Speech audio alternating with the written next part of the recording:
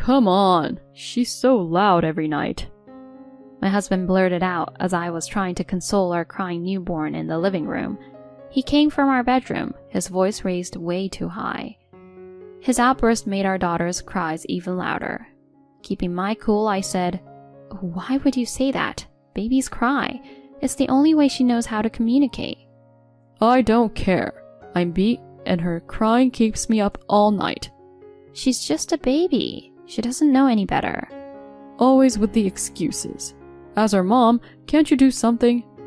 Are you serious right now? I was beyond frustrated with him. Ignoring how upset I was, he went on. You're just making everything harder. If you're going to be like this, just take Sarah and go. At that, any warmth I had for him froze solid. I thought, is this even worth it anymore? I replied coldly, "Fine then, two can play this game. Careful what you wish for." I'm Dawn, 30 years old. I've got a pretty standard 9-to-5 job. Right now I'm 5 months into my pregnancy. As my baby bump becomes more evident, I often get questions like, "When's your due date?" or "Boy or girl?" Lucky for me, morning sickness hasn't been too rough, so I've managed to keep up with work. As times go on, my job's gotten busier. There were moments when the ups and downs of my job were a lot to handle, but I've pushed through, especially for the sake of our upcoming little one. Financial stability for the baby has always been top of mind. Another reason I've kept at it is because of my husband, Ron. We tied the knot 2 years ago. Back when we were dating, he had this tough gig at a factory. Long hours and even longer after we got married. Our quality time was minimal. One night early into our marriage, during a rare sit-down dinner, he started. I'm sorry, Dawn. Even though we're under the same roof now, we barely... I knew where this was going, and though I missed him, I knew it wasn't on him. I offered a comforting smile. "Don't worry about it. I see how hard you're grinding. I'm just grateful you're my husband." He admitted, The factory's struggling, and it's been rough. "Oh, I had no idea." Lately, not only was he physically drained, but he also seemed emotionally down. His paycheck took a hit with the factory's downturn. And if that wasn't enough, a few months later, the factory shut down. I tried to lift his spirits. "Take some time off. I'm still working. We'll be all right." You sure about that? Feels wrong leaving everything on you. "It's fine. We've got some savings tucked away. Use this time to rest up." Thanks, babe. I'll start looking for something once I've recharged. But time passed, and he didn't. He finally settled for a janitorial job. Now, a year and a half since his factory gig ended, he's still in that role. With my maternity leave coming up, our income's about to take a hit. Our nest egg's not bottomless. He seemed thrilled about the baby, but he's made no moves job-wise. So I decided it was time for a heart-to-heart. "Ron, how's the job search going?" Job? I've got one right now. "But it's just part-time. Remember when you left the factory you said you'd get a steady job to support us?" Well, I'm still bringing in some cash, aren't I? "It's just $500 though. Honestly, that doesn't even cover our groceries." Now, while it's true that Ron had a part-time gig, he was pulling in less than $1,000 a month. He said he was trying to save, so he'd hand over only $500 for our monthly bills. While I appreciated what he did give, it barely scratched the surface. I was the one covering the rent, utilities, and all our daily essentials. It wasn't like he was really pulling his weight. And yet he strutted down like he was king of the hill. It was seriously stressing me out. "You're only working part-time and don't lift a finger around here. How can you act so proud? I'm the one pregnant, working full-time and doing all the housework." When I found out I was expecting, he was over the moon, but that didn't mean he was about to help out. I took care of all the cleaning, meals, and even prepped for the baby. I was also juggling the bills, making sure we stretched every penny. He, on the other hand, would just kick back after his short work shifts. My patience with him was wearing thin. Time and time again, I'd asked him to get a full-time job, but he'd just sulk and dodge the conversation. Time flew, and before I knew it, I was in the home stretch of my pregnancy. Instead of being there for me, Ron started hitting the bars more and more. One evening, I told him, "Your baby's coming soon. Can you maybe come straight home after work?" He shot me a nasty look, slammed his drink down, and snapped. Deal with it yourself. You've got a phone, so if something happens, just call 911. Come on, I'm not asking for the world. Just be there when the baby comes. Why should I change for you? I'm stressed from work too. Let me live a little. I'm working too, you know. Why act like you're the only one struggling? I need you here when the baby arrives. He just scoffed, giving me a glare that sent chills down my spine. I barely recognized this man. He was a far cry from the man I'd fallen for. Fast forward a few months and our beautiful daughter Sarah was born. It was such a joyous moment for me. I held on to hope that Ron would step up, but my hope was misguided. After Sarah arrived, he didn't change. If anything, he got worse. A week after I came home from the hospital, he wasn't pitching in with Sarah or around the house. Instead, he'd start yelling at our baby girl. Why do I always come home to her crying? He'd shout, obviously tipsy from his night out. In a fit of rage, I said, "Really? You roll in late, drunk, and all you can do is gripe? You don't help out, and yet you're screaming at her?" What? Looking after the house and baby is a woman's job. You're home all the time, so deal with it. Seriously? She's your daughter too, not just mine. How can you be this way? Stop whining. If you have time to bicker, soothe the baby. He popped in his earbuds, shutting the door behind him.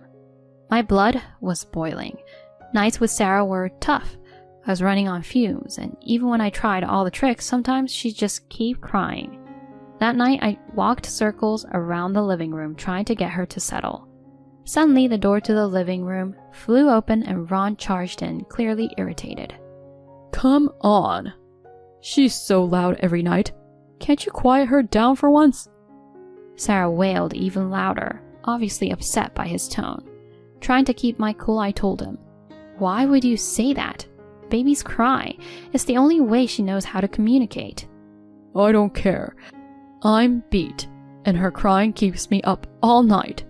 She's just a baby. She doesn't know any better. Always with the excuses. As her mom, can't you do something? Are you serious right now? I was fuming, but bit my tongue.